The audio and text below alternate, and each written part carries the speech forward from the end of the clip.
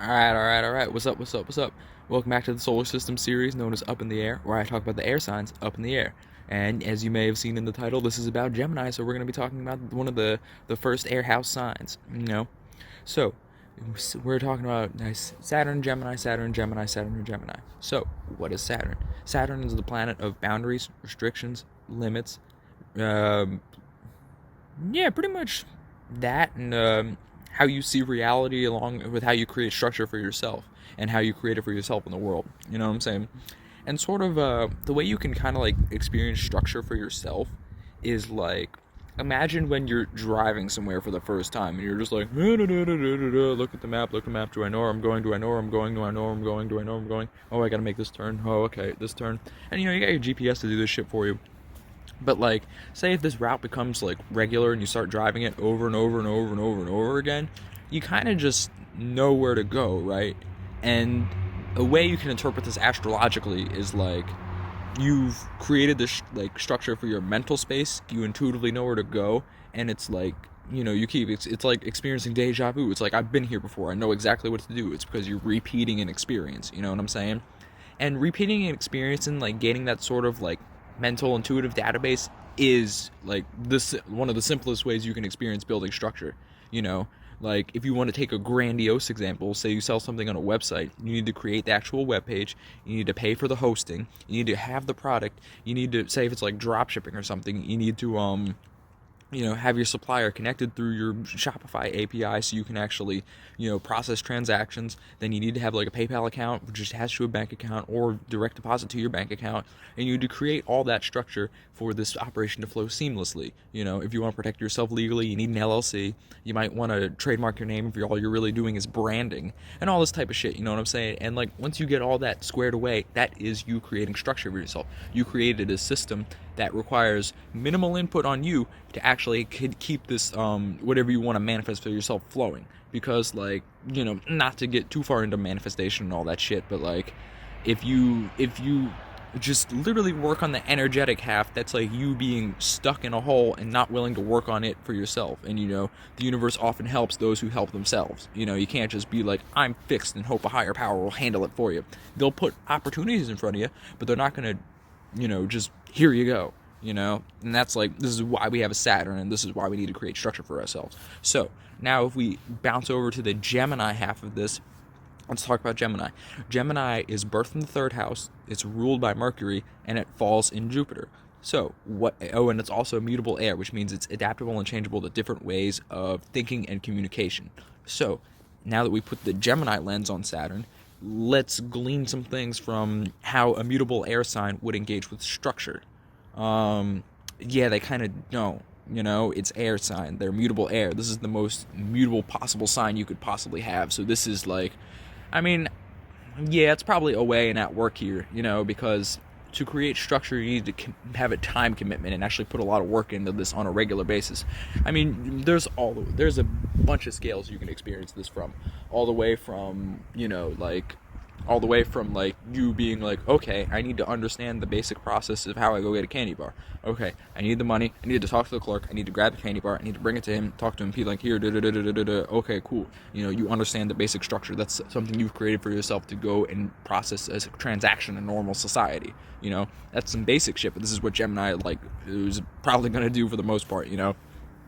And they can very similar to the Mars sign, they can focus on creating a structure. Just the way they do it is they bounce around from a bunch of different angles and analyze it from a whole different perspectives. So, and then the way they would actually focus on something is they would work on these all little bits to get to that culminating point of what they wanted to work on.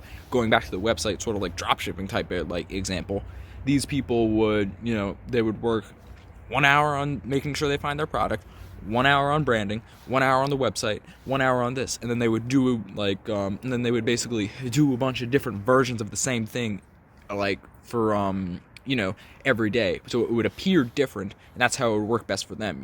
So they're not focusing and be like, oh, this again, oh, this again, oh, this again, because if you keep the air trapped too long, it's going to want to escape and blow a gust and just do something else. And if you really ruin that focus for your Saturn and Gemini, you won't create your structure for anything. You know what I'm saying? And I'll say, if you're not very entrepreneurial and you just want to get a job or something, right, with the Saturn and Gemini, if you get a job in something, you would need to work on something that's based in your, like I said, like them, the element and modality say themselves, mutable air, being adaptable and changeable, different ways of thinking and communication. You would probably get like some type of writing job, some type of coding job, anything you can really engage with like the technical detail side and work on a bunch of different things. And this isn't like, say if you did get a coding job, you wouldn't be working on like a big like at like Google or something. You'd probably be working on creating flash games and just coming up with a little bunch of different shit tools and all that stuff, so you can just be everywhere doing different things, creating things at different times. And like in the workspace, you probably, like, regardless of where you work at, you probably wouldn't necessarily feel that same like company worker pride that you see other people doing. You just kind of look at them like, huh? And it's not like you give it much thought because it's not necessary for yourself. Like, you may have engaged with it on like some type of intellectual basis and be like, oh, okay, dude, is this, and this, so you can categorize what type of like person that is. But like, I'm not saying you would like really give it that much thought and understand why. You would just be like I said, if you would put in a little bit of work to understand why, but you wouldn't really be like, oh, okay, I get it, they got to kiss the boss's ass just because they get this, and this, you're not doing it in the sense that they would do it. Like, what I just said kind of made more sense for how you do it, where you like understood it from an intellectual perspective, and you're like, oh, okay, if I kiss the boss's ass for this period of time, say about 3 weeks and 2 days and maybe like an hour, and I go talk to him at this point in time where I'm not like these other idiots that are walking up to him in the bathroom being like, here, can I be your bathroom attendant? Do you want some Purell? Are you okay? Are you sure your hands are clean as fuck? And the boss is just sitting back like, why are you doing this? You would sit back, like pay attention, like understand what's going on and be like, oh, okay, this is what I should do. This is how I should kiss ass if I want to raise. Like, you wouldn't really do it because you actually care for the company. You just want to get it for you. And like, you may not, and like some days, even if you do like try to commit to this sort of schedule, like actually kissing up to your boss, you would just be like, it's not really worth it. Like, this job is just like, I'm here for the money. This is what I have to do. This is how I have to see structure. Like, I've been beaten down before. I've tried to go the bum route. I've tried to do this route. I've tried to not have structure in my life. I tried to create all different types of structure. But like, you're not just out here being you doing the, you're not just like doing it just because you feel the vibe. Like, you're doing it because you have to be there and you understand it from this like intellectual perspective. You know what I'm saying? Like, Saturn and Gemini people are cool. Like, they'll get done what they need to get done if they're feeling it. But like, if they're not feeling it that certain day, like, it's just like, expect them to be scattered, unfocused, and just like, just like not jazzed about being there. Like, they won't be putting in the same like work as they could of just like being 10 people.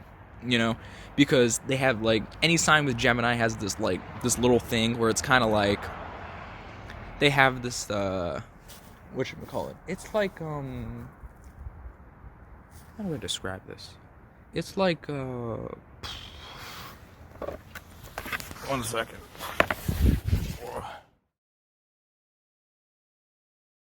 Yeah, so like I was saying, any sign with Gemini, they have this thing where it's just kind of like, if they don't have the desire to do something, that sort of limits how many aspects of their personality they will actually engage with whatever task they're like focusing on at that time, And if, since we're in Saturn's case, they'll be like, if they're not like psych on the aspect of structure that they're building, like I said, they're going to have a lot limited intellectual capacity pushed towards it, and they're going to have a lot less more fun, like, in their face doing it, and they may seem more reclusive, where it's like, oh, you're not, and like, people will say to them, like, oh, you're not hype on this today, and they'll be like, nah, man, I'm just not feeling it, and they're like, they may not say that, like, depending on the, the reasons and the, the emotional tone of that situation, depending on, well, like I said, it's depending on their sun or moon sign or how many water signs they actually have. But it's like, it's just they gotta have their heart in it for you to actually see it, and you'll be able to see it, man, because it'll just look like the air blowing. Like, a Gemini's excitement, and like, since they're an air sign, it can reflect like the concept of like a gust of wind. Like, sometimes the air's still, sometimes it's really blowing. Anyways, it's like, to break down the signs, we got, Gemini is ruled by Mercury, it falls in Jupiter, and it's mutable air, being adaptable and changeable, different ways of thinking and communication. And with it being in Saturn is the planet of boundaries, restrictions, limits, structure, and how you see reality, and it's also how you see structure in the world and how you create it for yourself as well. Anyways, peace. Saturn in Gemini.